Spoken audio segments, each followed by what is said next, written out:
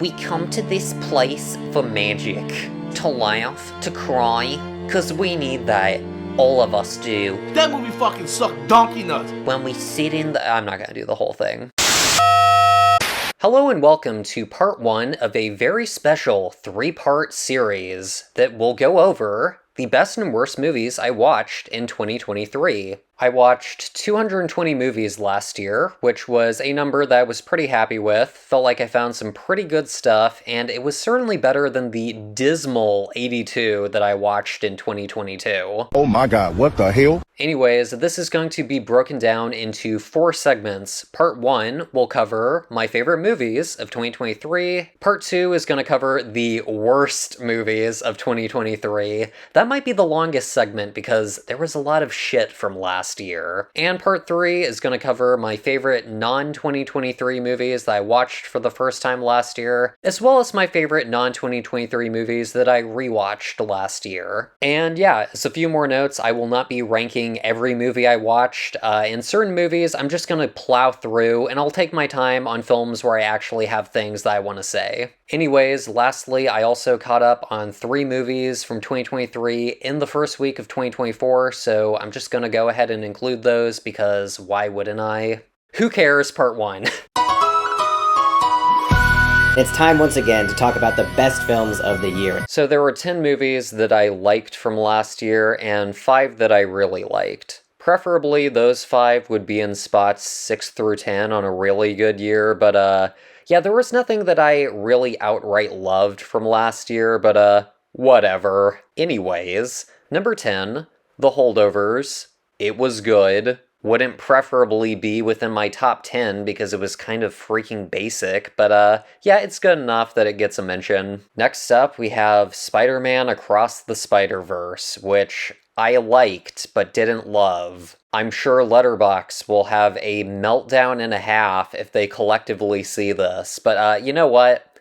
Fuck 'em. Let 'em eat shit. Anyways, as someone who did not care for the first Spider-Verse movie, I think it's one of the most overrated style over substance movies ever made. I liked this one a little bit more. Like, there's still a lot of bullshit in this, but there was enough about it that I liked that I can say that I enjoyed it overall. I liked the look of the film for the most part. I really liked 80% of the music, all the synthy original score bits, and among other things, I liked the whole canon event concept. It made the narrative far more personal for the characters, and it made things a bit more investing as the movie went on. So yeah, enjoyed it overall. That being said, this movie is pretty much just Cocomelon for adults. Like, the opening 30 minutes of this film is some next level ADHD iPad kid shit. There's a reason I've called these films Spider-Man Into the Seizure-Verse, and this opening segment takes that up to 11. Almost every shot is a radically different camera angle and color palette, and the median shot length is like a second, if that. It's just sensory overload. It felt like something that could have been played in the Room 23 scene from Lost Season 3 in order to brainwash people. Like, the opening 30 minutes of this makes Scott Pilgrim look like Gene Dealman. But yeah, I don't know, man. I really don't get the hype for these Spider-Verse movies. Like, I liked it, but number 20 on Letterboxd?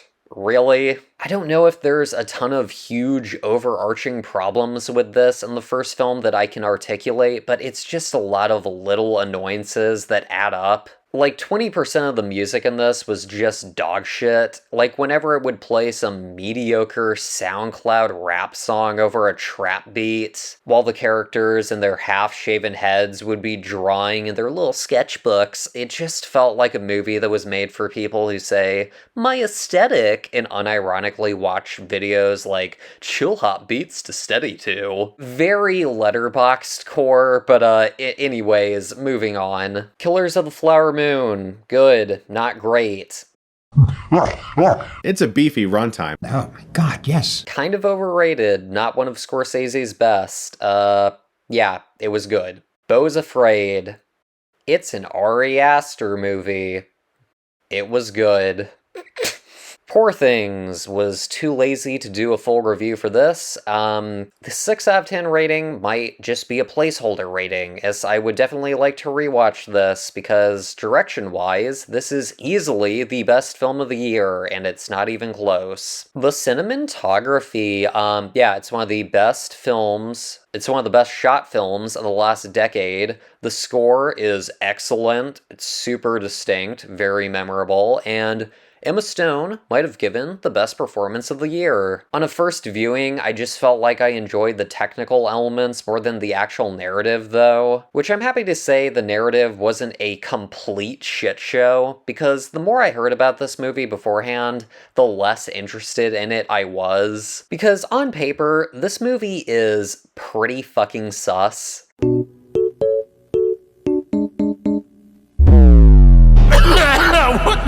Why don't you have a seat right over there? There's also a whole segment involving prostitution, so I was afraid that it was gonna go full sex work is real work, and it thankfully didn't do that.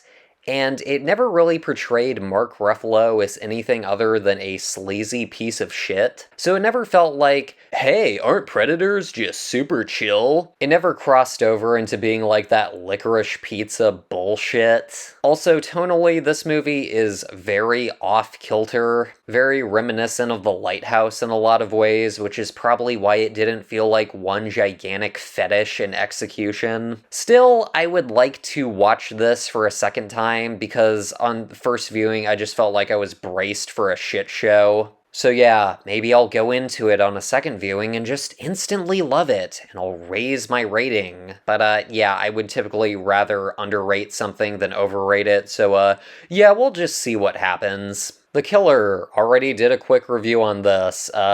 Interested to see what kind of shelf life this movie has, as most people seem to either not get it or not like it either way. I thought it was pretty funny, though. I would like to see the literally me version of this, The Killer Ben's Movie Channel edition, where instead of The Smiths, it's like me listening to Depeche Mode or Taylor Swift, and instead of McDonald's, I'm just eating Chick-fil-A. That would be pretty good. Mission Impossible 7 Bloated Title Part 1, already reviewed it. It's good. Dream Scenario, super solid. Nicolas Cage is great, it's brisk, there's a lot of creative choices in the way the film is edited. I'm not gonna sit here and recount everything, but the voice memo scene, the way that the footage is intercut, and the way it switches between the actual characters talking and the voice memo audio, it's a pretty great editing moment, and there's lots of stuff like that. The film is just some really high concept shit that explores the premise thoroughly. It doesn't cut corners either. Like, the premise involves Nick Cage showing up in people's dreams, and there's a whole scene in a classroom that highlights some of them. And it would have been really easy for the characters to just describe the dreams instead of the film actually showing them, but thankfully doesn't do that, and I just thought, you know, I really appreciate that they went through the effort of getting an actor in a room, sitting on top of a piano while crocodiles are below them. And for a moment that's only like 10 seconds long nonetheless. And yeah, I like the way that the narrative evolved in this. Would have been easy for it to be some one-note bullshit, but yeah, very mild spoilers, I guess. But it turns into an interesting commentary on fame and cancel culture, including the concept of the apology video, which was quite entertaining. Don't need to rattle on for too long, but I thoroughly enjoyed it. Would definitely recommend it if you haven't got around to seeing it yet. Next up, we got Anatomy of a Fall, super solid, already reviewed it. And number 1, pretty much the most obvious pick possible, going with Daddy Nolan's Oppenheimer. It's fair enough to say. Which, yeah, I'm not in the this is a masterpiece camp, but, you know, it was kind of nice to have a film that we could just collectively as a culture agree, yeah, that was pretty damn good. Will Killian get the Oscar? Will Big Daddy Nolan win Best Picture and Best Director?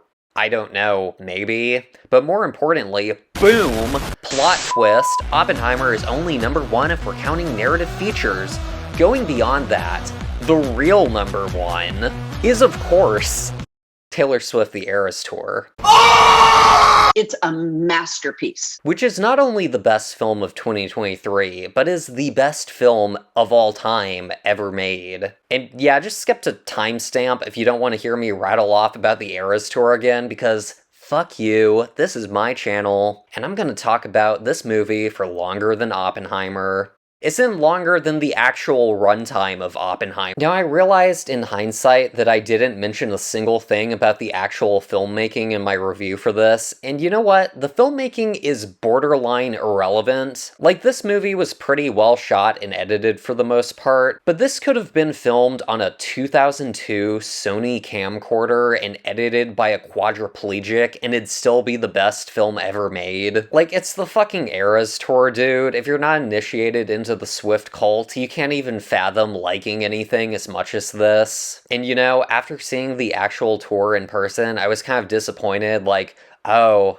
I have to go back to watching movies now? Movies are kind of lame. Who gives a fuck about movies? So when this movie rolled out, it pretty much just steamrolled the rest of cinema. And listen, I'm not about to go in depth into every facet of the 112-day theory, because I don't think anyone in my audience would know what the hell I'm talking about or could even handle that level of complexity. But the fact that this came out 112 days after she performed If This Was a Movie on the Eras Tour, just in-fucking-sane. Also, mini rant, just released this movie on Blu-ray already, along with the Reputation movie, considering that that just got nuked from Netflix. Because that extended cut that was put out for rental is just absolutely horrendous. Like, I was not about to pay $20... Oh, I'm sorry, $19.89 to rent this. And apparently, I think it was 5 songs that were cut originally. They only added back like 3 of them, and they didn't even put them in their proper place within the concert. They just tacked on that shit at the end. Just next level laziness. Release the Cardigan cut and the properly edited cut already on Blu-ray, for fuck's sake. Continued in part 2.